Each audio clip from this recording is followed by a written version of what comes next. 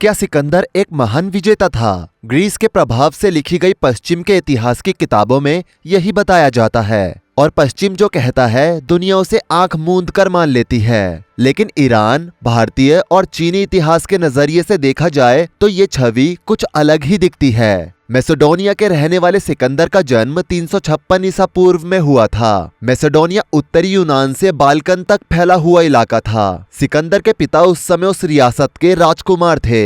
सिकंदर की मां ओलंपियास सिकंदर के पिता फिलिप द्वितीय की तीसरी या चौथी पत्नी थी और इसलिए महत्वपूर्ण थी क्योंकि उन्होंने परिवार में पहले लड़के को जन्म दिया था, यानी सिकंदर के रूप में उन्होंने राज्य को उत्तराधिकारी दिया था। इसलिए ओलंपियास की काफी देखभाल और इज्जत होती थी। ओलंपियास और राजा फिलिप द्वितीय की उम्र में काफी अंतर था। यही कारण था कि दोनों में ज्यादा नहीं बनती थी। राजा फिलिप ओलंपियास को उस तरह से वैवाहिक सुख नहीं दे पाते थे जैसा कि ओलंपियास चाहती थी। सिकंदर के जन्म से पहले ही ओलंपियास और राजा फिलिप के संबंध बहुत अच्छे नहीं थे।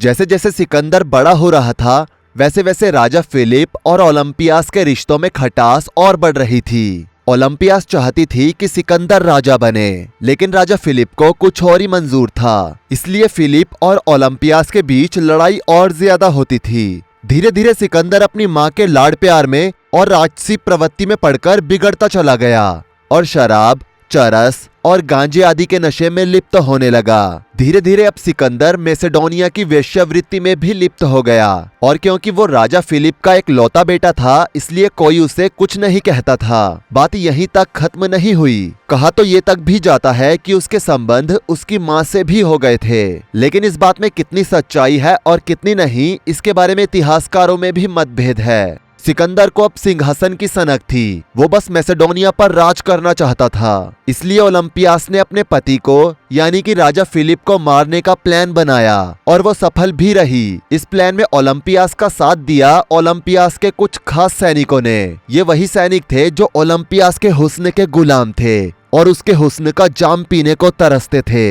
अब बारी थी एक नई पीढ़ी के सत्ता में उतरने की, जिसके चलते सिकंदर का राज्य अभिषेक हुआ और इतनी ताकत और इतना आकर्षण देखकर सिकंदर पागल सा हो गया था। वो अपनी शराब पर आंख बंद करके सोना खर्च करता था। सिकंदर के झूठे विजय रथ से जुड़ी कहानी को बनाने में पश्चिमी देशों को ग्रीक भाषा और संस्कृत से मदद मिली, जो ये कहती हैं कि सिकंदर का अभियान उन पश्चिमी दिशाओं के देशों के अभियानों में पहला अभियान था, जो वहां के हिंसक समाज को सुसंकृत बनाने के लिए किया गया था। जबकि हकीकत तो ये है कि भारत में एक भी राजा ऐसा नहीं हुआ जिसने विदेशी धरती या दूसरे राज्य पर आक्रमण कर क्रूरता की सभी हदें पार कर दी हो। भारतीय राजाओं में संवेदना का स्तर इतना गिरा हुआ नहीं था कि वो बच्चों को भालों की नोक पर रखकर किसी राज्य में घुसे हों। जी हाँ दोस्तों, ये सुनकर आपकी रूह भी कांप गई होगी, लेकिन ये बात सच है। सिकंदर जब किसी लड़ाई में जाता था तब जीतने के बाद एक छोटे बच्चे के शरीर में भाला आर पार करने के बाद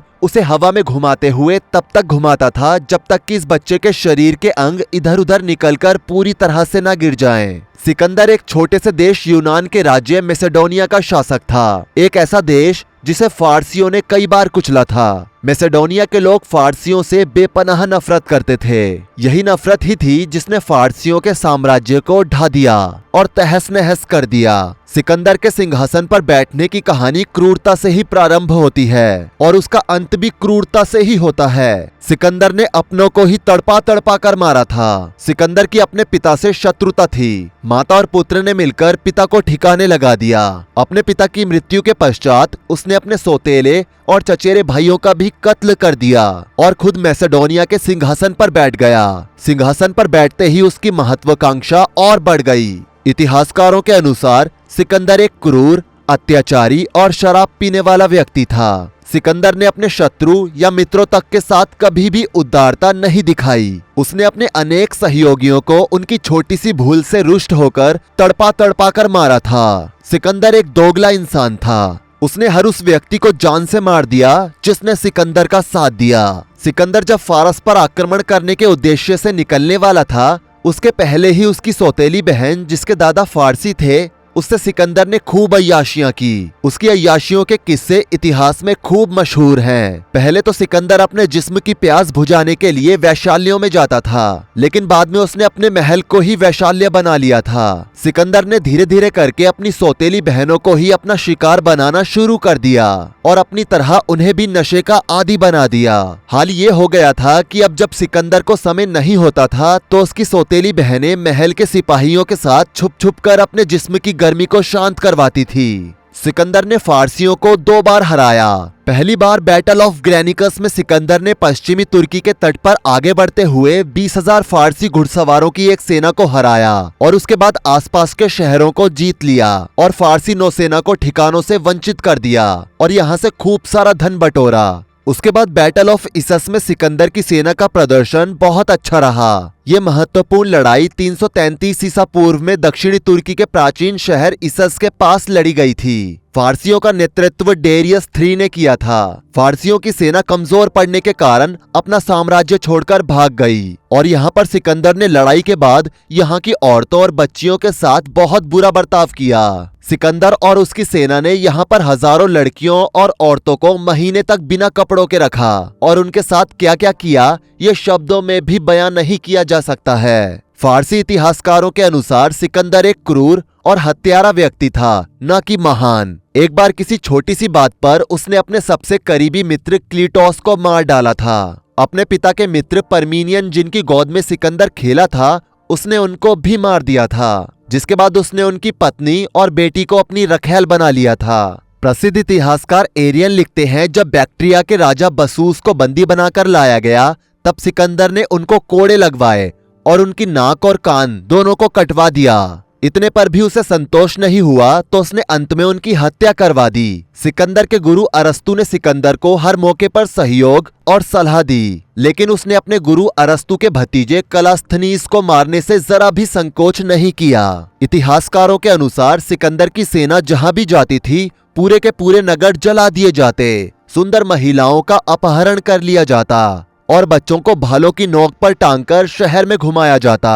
सेंट एंड्रयूज विश्वविद्यालय स्कॉटलैंड के प्रोफेसर अली अंसारी के अनुसार प्राचीन ईरानी अकेमेनिड साम्राज्य की राजधानी परसेपोलिस के खंडहरों को देखने जाने वाले हर सैलानी को 3 बातें बताई जाती है कि इसे डेरियस महान ने बनाया था, इसे उसके बेटे जेरक्सस ने और बढ़ाया, लेकिन इसे उस क्रूर इंसान ने तबाह कर दिया जिसका नाम था सिकंदर। ईरानी सिकंदर की ये कहकर भी आलोचना करते हैं कि उसने अपने साम्राज्य में सांस्कृतिक और धार्मिक स्थलों को नुकसान पहुंचाने में बढ़ावा दिया।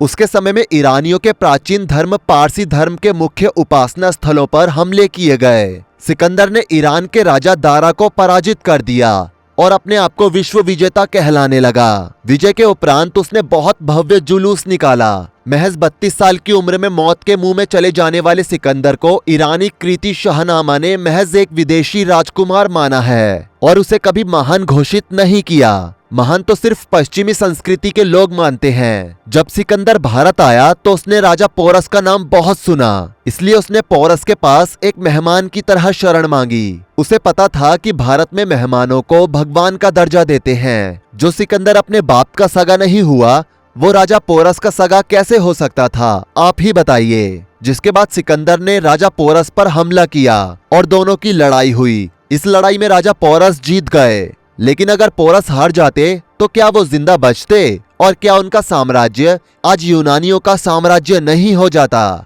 इतिहास में ये लिखा गया है कि सिकंदर ने राजा पोरस को हरा दिया था। अगर ऐसा होता तो सिकंदर मगध तक पहुंच जाता और इतिहास कुछ और होता, लेकिन इतिहास लिखने वाले यूनानियों ने सिकंदर की हार को पोरस की हार में बदल दिया।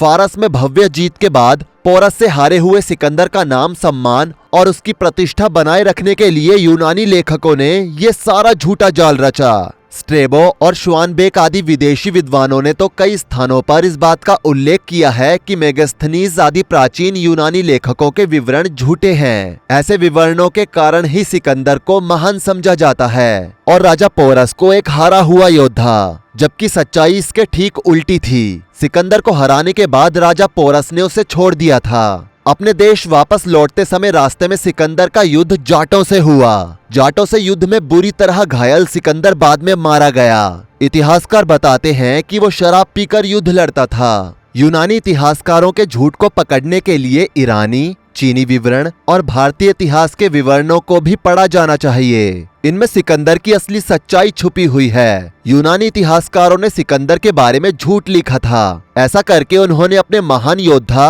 और देश के सम्मान को बचाए रखा। जवाहरलाल नेहरू अपनी पुस्तक ग्लिम्सेस ऑफ वर्ल्ड हिस्ट्री में लिखते हैं कि सिकंदर अभिमानी, उद्दंड, अत्यंत क्रूर और हिंसक व्यक्ति था। वो स्वयं को ईश्वर के समान समझता था। क्रोध में आकर उसने अपने सबसे करीबी मित्रों और सगे संबंधियों की हत्या की और महान नगरों को उसके निवासियों सहित पूर्णतः ध्वस्त कर दिया।